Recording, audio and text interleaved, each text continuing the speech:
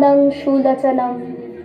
দুর্গা অর্থাৎ যিনি দুর্গতি বা সংকট থেকে রক্ষা করেন, এবং যে দেবী দুর্গম নামক অসুরকে বধ করেছিলেন তিনি হলেন হিন্দু দেবী পার্বতীর এক উগ্র রূপ।